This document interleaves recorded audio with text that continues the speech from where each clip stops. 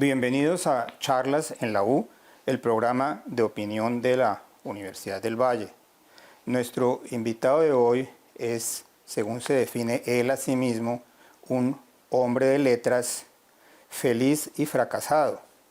Pero a mí no me parece tan fracasado porque ha sido finalista en el Premio Planeta de Novela, Premio Simón Bolívar en Crítica Literaria, Premio de Ensayo Excelsior en México, Premio de Cuento Juan Rulfo en París. Se trata del escritor Julio César Londoño, a quien le doy la bienvenida y le agradezco mucho que haya aceptado su participación en este programa. Y para empezar, hablando del tema de los fracasos, quiero preguntarle precisamente eso, ¿por qué se considera un escritor fracasado? Y sobre todo porque cuando uno revisa las historias de los grandes escritores, casi nunca son casos de éxitos económicos, sino que son obras que nacen de grandes esfuerzos personales, y yo no tengo en la memoria muchos escritores muy adinerados. Se me ocurre Tolstoy, que era un conde, o que tenía plata antes de ser escritor. Que tenía plata antes de ser escritor. Se me ocurre, por ejemplo, Wilde o Proust, ambos, curiosamente, hijos de médicos famosos, investigadores, o sea, nunca tuvieron que trabajar tampoco. Entonces, ¿cuál es esa versión suya del fracaso? Pues que ningún libro mío ha tenido éxito comercial, salvo porque las moscas no van al cine, que se vendieron 5.000 ejemplares, y eso es una cifra enorme para un ensayo de divulgación. Todos mis demás títulos, al menos los literarios, han tenido ventas muy cortas. Entonces puedo decir comercialmente yo soy un rotundo fracaso. ¿Y no aspira, digamos, a un éxito póstumo, por ejemplo? Mira, la mayoría de los escritores en este país, incluso los exitosos, confiesan que no viven de regalías. Ni siquiera William Ospina, ni siquiera Pablo Montoya, pues que son extraordinarios y que tienen unos premios rutilantes. Casi todos cuadramos la existencia con actividades que están un poquito al margen, no sé, los talleres, las conferencias. Las columnas no las cuento porque usted sabe que eso no da plata, doctor López. De pronto un libro institucional, pero son vainas como colaterales siempre. Vivir de regalías es muy complicado para un escritor en todo el mundo, y las excepciones pues se cuentan con los dedos y son los mega bestsellers.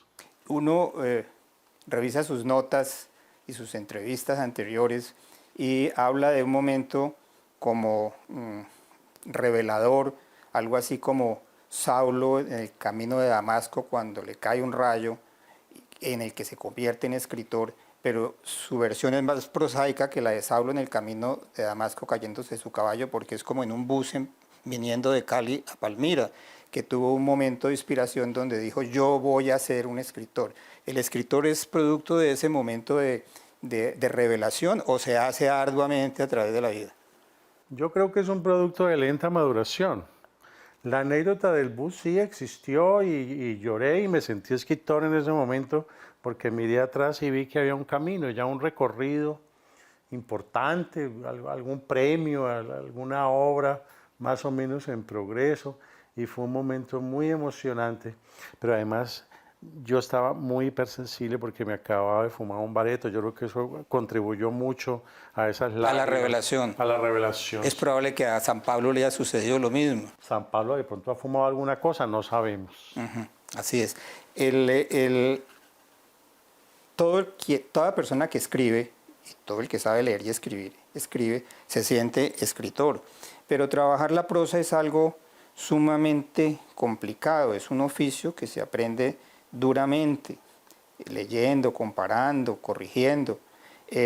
Inclusive tenemos el caso famoso del gentilhombre de Molière, que no sabía que hablaba en prosa, y entonces Molière, su tutor, le hizo esa enorme revelación. ¿Cómo es el proceso? Y usted ha sido un maestro en talleres de escritura. ¿Cómo es el proceso para convertir a alguien que sabe leer y escribir en alguien que escribe una buena prosa? Pues no hay fórmulas para eso, y creo que no me la estás pidiendo. Yo creo que hay muchos factores. Los elementales pues son los técnicos, ¿no? las gramáticas, las poéticas, las lecturas, los talleres. Y después viene otra cosa que es pues las vivencias, cómo las vivencias pueden cambiar a una persona, y algo muy delicado que es como el gusto, que ya es una vaina ahí como medio clasista, elitista, pero yo creo que tiene que ver también con el sentido del ridículo, con la dosificación justa. Porque si sos muy obvio, entonces la embarraste. Si sos muy parco, muy críptico, pues bueno, no te va a entender nadie. Entonces hay una línea media hasta dónde puedes adjetivar, hasta dónde puedes explicar, hasta dónde puedes ser graciosillo, y donde tienes que tener un freno justo para que tu prosa tenga como ese punto de caramelo que es tan jodido, ¿no? Yo he sido siempre bastante enemigo de los adjetivos, porque yo creo que la literatura colombiana es como un árbol enorme, absolutamente lleno de adjetivos, y que si uno sacudiera ese árbol, de pronto el resultado sería interesante. ¿A usted le parece que existe un exceso de adjetivación en la literatura colombiana? Pues cada vez menos, porque como los profesores y los escritores llevan muchos años fustigando eso, entonces la gente ha aprendido a poner pocos adjetivos, incluso los poetas, ¿no? Uno lee poetas contemporáneos y tienen una versificación muy prosaica, en el sentido ese de la austeridad, ¿no? Sí, el adjetivo tiene que ser el preciso, y si puedes de pronto calificar con el mismo sustantivo, hay sustantivos que califican y hay verbos que también tienen como esa connotación, ¿no? Perpetró un poema, mira que el verbo perpetrar ya tiene una calificación, ¿no? Entiendo que José Eustacio Rivera hizo una revisión de la primera edición de La Vorágine, quitándole muchísimos adjetivos, porque se le había ido la mano describiendo pues, los paisajes selváticos. Hay que quitar adjetivos y hay que quitar a veces intromisiones del autor, a veces cuando el autor se pone muy inteligente, ¿no? Y muy locuaz, también termina pues perjudicando su obra, sobre todo si es una obra narrativa. En un ensayo está muy bien, el tipo tiene derecho pues a explayarse y a regarse en prosa y mostrar su enorme erudición, pero un novelista no, porque en la novela se trata de que no se sienta el autor, de que uno esté como metido allá, como en Pedro Páramo, ¿no? Rulfo le quitó pues, no, tenía 400 páginas y la dejó como en 50, y yo quedó perfecto, ¿no? Como escribir es comunicar, los escritores de ensayos, de cuentos, de poemas, escriben sus cosas con la esperanza de que alguien los lea. Sin embargo, yo revisé la lista de los libros más vendidos de la última feria de Bogotá, los 10 libros más vendidos en la última feria de Bogotá, y de los 10 libros más vendidos, 9 eran libros de autoayuda, lo cual quiere decir que la gente los compraba como con un interés práctico que no tenía nada que ver con la literatura, por así decirlo. ¿Usted considera que esta es una sociedad analfabeta? La sociedad colombiana, la colombiana no, el planeta entero. Pero bueno, tampoco nos pongamos así tan exquisitos, a lo mejor tiene la gente otras ocupaciones, otras cosas que hacer, y confiemos que en sus vidas, así no haya muchos libros, haya un sustrato espiritual interesante.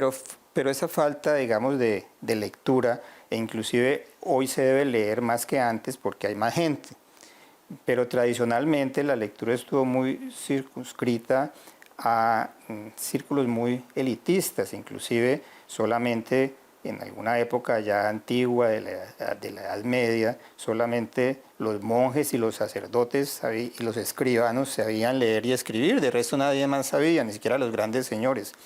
¿Es que esa costumbre de leer siempre ha sido elitista? Pues yo sí creo que ha sido de un pequeño grupo, pero también nosotros tenemos un narciso, y es pensar que solo la gente interesante es la lectora. Yo creo que podríamos bajarnos de esa nube, porque yo conozco gente que no lee y es muy linda en todo sentido. Los campesinos, conozco campesinos inteligentísimos que en su vida han cogido un libro. Sí, pero yo no me estoy refiriendo a la gente que nunca ha leído un libro, yo me estoy refiriendo a la gente que lee. ¿Quién cree usted que es la gente que lee? Que lee literatura, no libros de autoayuda, ni libros de textos, ni libros para su profesión. Ahí también estamos en desacuerdo, mi querido Oscar, porque es que un libro sea de superación no quiere decir que sea un libro malo. Yo creo que las obras, por ejemplo, antiguas, todo lo que escribía Platón y Sócrates y todos estos señores, eran que la bondad, que la felicidad, que la justicia, y eso puede clasificar perfectamente como una obra de superación. Lo malo no es la superación per se, sino la manera como se aborda la superación. Cuando se dan fórmulas simplistas para hacer el éxito, cuando se niega el efecto catártico del dolor, por ejemplo, ahí sí estamos incurriendo en una literatura que es acrítica, y esa es la que me parece maluca, la literatura mágica, ¿no? Repítase todos los días, tal mantra y ya. Ahí sí están jugando pues vulgarmente con la gente. La que vende la felicidad, porque se supone que ese sí definitivamente no es un objetivo de la literatura, vender la felicidad. Vender felicidad y vender fórmulas fáciles y negar el dolor y negar lo complicado que es la existencia. Allí sí estamos haciendo literatura de superación barata, que yo creo que esa es la maluca, ¿no? Usted ha sido, como lo decía hace un momento, un profesor, por razones de supervivencia, como lo acaba de decir, y ha sido un profesor en dos géneros que son interesantes, que no tienen nada que ver uno con el otro, que son el cuento y el ensayo. Y se refería hace un momento al tema de que el ensayista podía o tenía el derecho a explayarse más pues que el simple columnista de periódico, por decir cualquier cosa. ¿Cuáles son esos elementos del ensayo que además coincide con otra intención suya, que es popularizar temas científicos? ¿Cuáles son los elementos del ensayo que se supone que es una cosa larga, voluminosa, muy elaborada, para que ese ensayo pueda llegar a la gente? Yo pienso, Montaigne hizo un libro de ensayos que además creo que le puso el título al ensayo porque ese género no existía antes. ¿Cuáles son esos elementos que hacen interesante, valioso y leíble un ensayo? Bueno, primero que todo no tiene que ser voluminoso un ensayo, no necesariamente. Y yo creo que habría que hablar como de dos mitos que se estilan mucho en la teoría literaria, y es que el ensayista tiene que ser muy erudito y tiene que ser muy riguroso, ¿no? Cosas que tal vez son necesarias, tal vez en el ensayo académico, que es un tipo de ensayo, pero hay otro tipo de ensayo que es el literario, que es más ensayo, como la palabra lo dice. El ensayo académico tiene esa pretensión y esa exigencia de ser muy preciso, muy investigado. Pero sus ensayos no son académicos, sus ensayos son más de divulgación científica. Son ensayos de divulgación. Entonces, lo que yo creo es que la erudición no es un fin, sino que es como un principio. El objetivo de un ensayista no es mostrar su erudición, porque si para eso fuera, si nos interesara mucho la erudición, pues leeríamos enciclopedias. Y para eso está ahora la inteligencia artificial, además, que está la artificial, que redacta sola. Y está Wikipedia, pero yo no conozco a nadie que diga, anoche me amanecí leyendo Wikipedia. Tiene que ser un tipo pues ahí como muy anormal. Y el rigor tampoco es así como una cosa a ultranza, porque la palabra ensayo justamente es un antónimo de la palabra rigor. Entonces, puede haber un rigor básico, pero después, con esas bases más o menos sólidas, el ensayista vuela y especula. O si te molesta la palabra especula, digamos la palabra conjetura, que es mucho más elegante, que es de la matemática. Eso es lo que yo le pido a un ensayista. A ver cómo conjetura. Con lo que todos sabemos, con lo que cualquier erudito conoce, el tipo que puede imaginar más allá. Porque a la hora de hablar de metafísicas o de éticas o de estéticas, no hay una última palabra, no hay un A igual a B igual a C, sino que el ensayista tiene que conjeturar.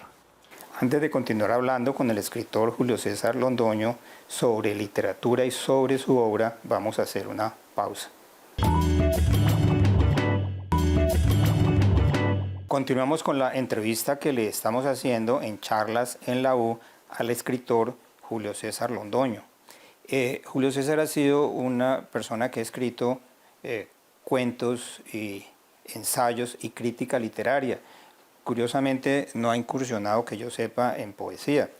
Es demasiado tal vez perverso para embarcarse en esos terrenos de la pureza poética.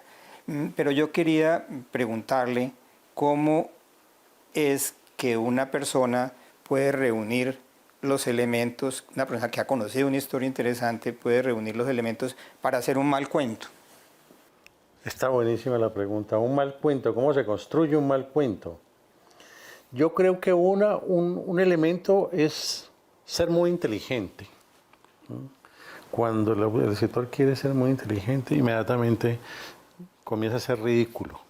Porque es que le está contando una historia, nadie le está diciendo, demuéstrame su inteligencia. Y comienza a verse como las orejas del erudito. Y es fatal, ¿no? Puede que el tipo sepa mucho y se le olvida que está contando una historia y se vuelve erudito y ralentiza el relato. Y se tira el cuento. Y se lo tira. O se vuelve poeta también. Cuando se vuelve poeta también. Es que la poesía es contemplación. Y cuando yo leo un cuento, yo necesito es que esa cosa avance. Hay dos formas como de entender cómo se hace un cuento de los que sí han escrito grandes cuentos. Una es, digamos, del estilo de Edgar Allan Poe, de Turgenev, de Gogol, que hacen unas historias muy sencillas, contando algo que impacta al lector. Pero hay otra corriente que principalmente están allí, Borges y Cortázar, que son cuentos ahí sí eruditos, complicados de entender, con elementos fantásticos involucrados. ¿Cuál de esas dos vías es la suya? Pues yo he tenido como la influencia de Borges, entonces he tenido como más la tentación de hacer cuentos que tienen elementos intelectuales fuertes. Y no es un pecado que el cuento sea erudito o que tenga cierta pretensión de erudición, pero lo importante es que la historia esté avanzando. Porque si comienzo pues a patinar y a decir quién es Aristóteles y a meterme a explicar a Aristóteles, se me vuelve ensayo el cuento. Y la gente lo que quiere es que ese erudito que esté allí le pase alguna cosa, que tenga celos, que tenga romance, que mate, que lo mate. En los cuentos de Borges nunca pasa nada. En los cuentos de Borges pasan muchas cosas. Tiene que leerlo más despacio. Pues, por ejemplo, hay un sinólogo, y el sinólogo lo matan y hay un detective que viene y con elementos muy eruditos descubre para dónde va el asesino y resulta que es que el asesino le deja unos granitos de maíz para atraparlo en cierto punto. Si ves como erudición, pero están pasando cosas, es muy distinto. Yo he tenido una curiosidad sobre su obra y es que usted es una persona provinciana, que lo digo con amabilidad porque yo también lo soy. Es una persona provinciana que vive en Palmira, que es una ciudad mediana, y sin embargo su obra no refleja el ambiente palmireño, es más bien curiosamente, tiene un cariz más internacional, más alejado de unas raíces particulares. ¿Por qué en su obra no está Palmira? Está pero poquito, tal vez por lo que tenía un complejo de provinciano. Siempre había que soñar, soñábamos con que había que morir en París con aguacero y que la vida estaba en Nueva York. Entonces uno vivió como con una vergüenza de ser palmirano y de pronto eso puede explicar la ausencia de Palmira en buena parte de mi trabajo, sobre todo en el trabajo temprano. De eso me curó García Márquez y eso es una de las cosas que le agradezco. Demostró que la energía es la energía secreta que cuece los garbanzos en la cocina y nos mostró que podía haber una vida intensa, una altísima vida espiritual en una provincia y en una casa cualquiera. Entonces, Gabo, mil gracias. Usted fue finalista del premio Planeta de novela, o sea, ha escrito novela también, pero al mismo tiempo piensa que la novela no tiene vigencia en el mundo contemporáneo, entre otras cosas porque nadie tiene mucho tiempo para leer novelas y porque ya todas las novelas buenas han sido escritas. ¿Qué opina usted de la novela como una expresión que recoja las inquietudes o las aspiraciones o los complejos de la sociedad contemporánea? ¿Ese es un vehículo que ha pasado de moda? Bueno, los que no tenemos tiempo para leer novelas somos usted y yo, que ya tenemos un tic-tac encima muy complicado. Pero yo sí creo que la novela, no, yo rajo la novela, pero es por pura envidia. Nunca las he podido hacer, nunca he podido vender una novela. Entonces yo mantengo... Y los grandes éxitos editoriales siempre han sido novelas. Siempre han sido novelas. Pero sí creo que hay cosas que solo se pueden decir en una novela. Si tenés la historia de una familia a lo largo de 100 años, no puedes hacerlo si no es novela. No puedes hacer ni poema, ni ensayo, ni cuento. Entonces sí, sigue siendo un género muy potente. Lo demás es pura envidia mía. Háblenos de su obra. A mí me gustaría mucho que, por ejemplo, esa novela que fue finalista del Premio Planeta, nos dijera como de qué se trata, que llegó a tan altos altares. Es una tragedia en mi vida porque perdí 400 millones de euros en ese fallo y estuve como muy cerca. Entonces eso fue muy trágico. Pues como yo no sé hacer novela y como me da pereza, entonces lo que hice fue como juntar un mundo de cuentos con el pretexto de los sentidos. Un tipo está haciendo un museo de los sentidos, le dedica una sala a cada uno de ellos y entonces pues hay tiempo como para ser erudito. Debe ser una de las partes flojas del libro, es que tiene mucho dato técnico sobre las percepciones y la Y conciencia. a toda gran novela le sobran muchas páginas. Por definición le sobran bastantes páginas a cualquier novela y a esta como que el jurado ya en la última ronda se dio cuenta que yo como que le estaba metiendo gato por liebre y me descalificaron. Entonces háblenos de sus cuentos, de los libros de cuentos. Los libros de cuentos, precíseme la pregunta porque es muy amplia, doctor. Porque tiene varios libros de cuentos. Es un profesor que tiene un grupo literario donde trata de enseñar a la gente cómo se escribe un cuento, no un cuento malo, sino un cuento bueno. ¿Cómo son sus cuentos? Pues te digo sinceramente que no sé, yo conozco muy bien cuento por cuento, pero no conozco como el conjunto. No tiene un estilo para escribir cuentos. Debo tener un estilo, hasta los malos escritores tienen un estilo, yo también debo tenerlo. Lo que no tengo es una concepción panorámica de mi obra cuentística. Nunca he sido tan desocupado como para ponerme a estudiar la obra cuentística de Julio César Londoño. Pero eso me remite justamente al tema de los críticos, porque usted también ha sido un crítico literario. ¿Para qué sirve la crítica literaria si la gente no lee libros? La crítica literaria sirve para hablar bien, para leer con más ojos, porque es que a uno no le basta con ir a un partido de fútbol, uno quiere oír los comentarios del partido. A usted no le basta con tener sexo, usted quiere leer sobre eso, verlo. Yo no sé si usted ve porno, doctor López, no le voy a preguntar aquí esas cosas, pero uno quiere ver, oler, tocar, conversar de las cosas. No basta con leer novelas, queremos leer sobre novelas.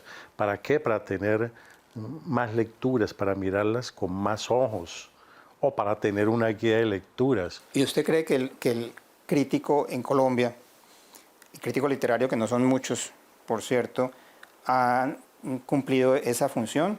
Yo tendría la impresión de que la mayor parte de los críticos de las críticas literarias que he leído, se trasluce que el crítico ni siquiera ha leído el libro. Pero bueno, aceptando que el crítico haya leído el libro, ¿cree usted que hay una sólida crítica literaria en Colombia que pueda ayudar a la gente a mejorar o a escoger los libros que vale la pena leer?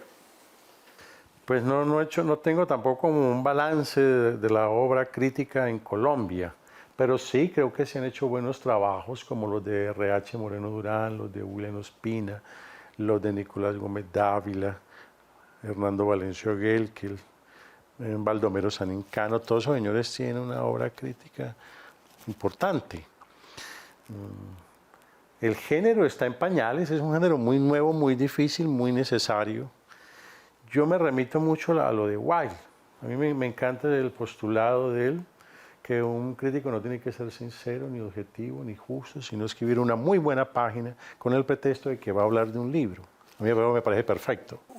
Wilde escribió un ensayo sobre la crítica literaria donde hasta donde me acuerdo dice es que la crítica es una obra de arte en sí misma y por lo tanto no tiene nada que ver con el libro que está criticando, algo así, pues. ¿Sí? El arte por el arte y punto. Sí, porque ¿cómo le vas a pedir objetividad o rigor o precisión a una cosa tan subjetiva como es la literatura? Usted es un profesor de literatura, por decirlo de alguna manera, virtual y presencial y ha tenido esos talleres literarios desde hace muchos años y allí obviamente hay gente, no es un taller para jóvenes, sino hay gente de todas las edades. ¿Qué ha descubierto de valor en esa experiencia? ¿Y hay algún escritor importante en ciernes que usted piense que está allí sentado, oyéndolo? Está Andrés Rojas, ya fue editado por Angosta. No les voy a decir que nació en mi taller, seguro pues que en el taller estuvo 1 o 2 años y él es un tipo ya de 30 y pico, o sea que es más lo que ha estado por fuera de mi taller que adentro. Y hay personas también como Carlos Alberto Miranda, de un grandísimo nivel. Está Belén del Rocío Moreno, una psicoanalista importantísima en el país. Pero no puedo decir que los hice yo, ¿no? Sino que tengo el honor de que hayan pasado por mi taller. Ayudó.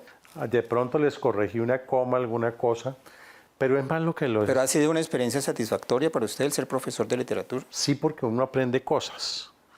Uno es una persona y uno puede ser muy sabio, muy divino, pero allá hay 30 o 40 personas. Entonces el potencial sapiencial de esa gente es 40 veces el de uno, por lo menos. Y claro, enseñan cosas, todos los días enseñan. Si el profesor no es muy bobo, aprende. ¿Cuál es el libro suyo que más le gusta? Pues siempre el último. ¿Por qué? Porque es el que más se parece a la poética que uno profesa en ese momento. De pronto, si lees un libro... Actualmente, ¿quién tiene esa presea? La letra, el número y la cosa, mi último ejemplar, mi último volumen con Planeta, que tiene ensayos de ciencia y de literatura. ¿Y cuál es el libro ajeno que más le gusta? El libro ajeno que más me gusta, pues son un montón y cambian mucho, pero en general me gusta mucho Antonio Caballero. Creo que es uno de los intelectuales importantísimos del mundo contemporáneo. Yo quiero agradecerle a Julio César Londoño que nos haya acompañado en este programa de charlas en la U, en una charla tan amena donde espero que alguno de nosotros haya aprendido a escribir un poco mejor e invitarlos a una próxima emisión. Muchas gracias.